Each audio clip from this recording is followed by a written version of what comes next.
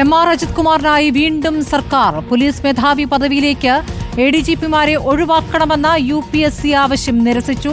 6 പേരുടെ പട്ടികയിൽ 2 എഡിജിപിമാരെ ഒഴിവാക്കണമെന്നായിരുന്നു UPSCയുടെ നിർദ്ദേശം. എം.ആർ. അജിത് കുമാറും സുരേഷ് രാജ് പുരോഹിതുമാണ് പട്ടികയിലെ എഡിജിപിമാർ. ചുരുക്കപ്പട്ടിക തയ്യാറാക്കാൻ UPSC യോഗം ചേരും. റോഷിപാൽ വിവരങ്ങൾ നൽകും. റോഷിപാൽ, ഇപ്പോൾ എഡിജിപിമാരെ ഒഴിവാക്കണമെന്ന UPSC നിർദ്ദേശം സംസ്ഥാന സർക്കാർ തള്ളുകയാണ്. ADGP എം.ആർ. അജിത് കുമാറിനെ ഉൾക്കൊള്ളിക്കാനുള്ള നടപടിയായ എതിരെ വിലയിരുത്തേണ്ടി വരില്ലേ?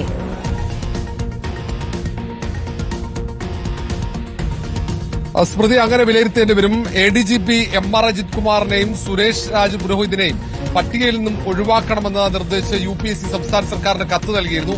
ആ കത്തിനാണ് സംസ്ഥാന സർക്കാരിന്റെ മറുപടി.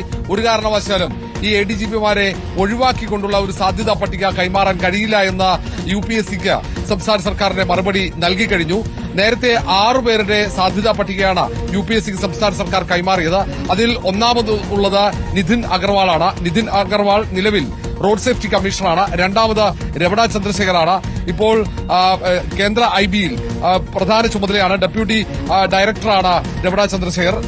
മൂന്നാമതായി യോഗേഷ് ഗുപ്ത വരുന്നു. യോഗേഷ് ഗുപ്ത ഇപ്പോൾ സംസ്ഥാന ഫയർഫോഴ്സിന്റെ മേധാവിയാണ്. 4ാമത് വിജിലൻസ് മേധാവിയായ മനോജ് എബ്രഹാം. 5ാമതാണ് അതിൽ സുരേഷ് രാജ് പുരോഹിത്, പ്രധാനമന്ത്രിയുടെ സുരക്ഷാ സംഘത്തിൽ പ്രധാന ചുമതലയാണ്. 6ാമതായി എം.ആർ. അജിത് കുമാർ, സംസ്ഥാന പോലീസിലെ ബറ്റാലിയന്റെ ചുമതലയുള്ള ADGP. ഇങ്ങനെയുള്ള 6 പേരുടെ പട്ടിക സംസ്ഥാന സർക്കാർ UPSC കൈമാറി. UPSC പ്രത്യേക യോഗം ചേർന്ന് ആ യോഗത്തിൽ അത് ചുരുക്കപ്പട്ടിക 3 പേരുടെയാക്കി മാറ്റും. അത് സംസ്ഥാന സർക്കാരിന് കൈമാറും.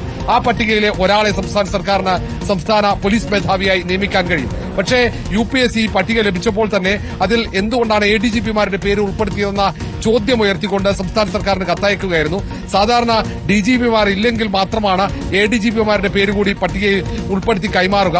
3 പേരുടെ പട്ടികയാണ് സാധ്യത പട്ടികയിൽ വരേണ്ടത്. ആ 3 പേരിൽ ADGPമാരില്ല. അങ്ങനെയെങ്കിൽ മാത്രമേ DGPമാർ ഇല്ല എന്ന സാഹചര്യം വന്നാൽ മാത്രമേ ADGPമാരെ ഉൾപ്പെടുത്തിയുള്ള പട്ടിക കൈമാറേണ്ടത്. പക്ഷേ നിലവിൽ ഏതാണ്ട് 4 DGPമാരുണ്ട്. ആ 4 DGPമാരുള്ള സാഹചര്യത്തിൽ എന്തിനാണ് ഇവരെ ഉൾപ്പെടുത്തുന്നതെന്ന ചോദ്യമാണ്. ആ ചോദ്യത്തിനുള്ള മറുപടി ADGPമാരെ നിർബന്ധമായും പട്ടികയിൽ ഉൾപ്പെടുത്തണം. അവർക്ക് കൂടി അവസരം നൽകണം. കാരണം അവർക്ക് ഉടൻ തന്നെ സ്ഥാനക്കയറ്റം ലഭിക്കാനുള്ളതാണ്. അതുകൊണ്ടാണ് അവരെ കൂടി ഉൾപ്പെടുത്തണമെന്ന ആവശ്യം ഇപ്പോൾ മുന്നോട്ട് വയ്ക്കുന്നത്. പക്ഷേ ഇതിൽ സംസ്ഥാന സർക്കാരിന് ഏറ്റവും കൂടുതൽ താല്പര്യം പട്ടികയിൽ ഉൾപ്പെടുത്താൻ താല്പര്യമുള്ള എം.ആർ. അജിത് കുമാറിന്റെ പേരുണ്ട് എന്നതാണ്. നേരത്തെ പ്രതിപക്ഷമടക്കം അങ്ങനെ ആരോപണം ഉയർത്തിയതാണ്. സംസ്ഥാന പോലീസ് മേധാവി സ്ഥാനത്തേക്ക് ആരോപണ വിധേയനായ എം.ആർ. അജിത് കുമാറിനെ നിയമിക്കാനുള്ള നീക്കം സർക്കാർ നടത്തുന്നു എന്ന ആ ആരോപണത്തിനിടയിലാണ് ഇങ്ങനെയൊരു നീക്കം കൂടി സർക്കാരിന്റെ ഭാഗത്ത് ഉണ്ടാകുന്നത്. ശരി, ഋഷിപാലാണ് വിവരങ്ങൾ നൽകിയത്.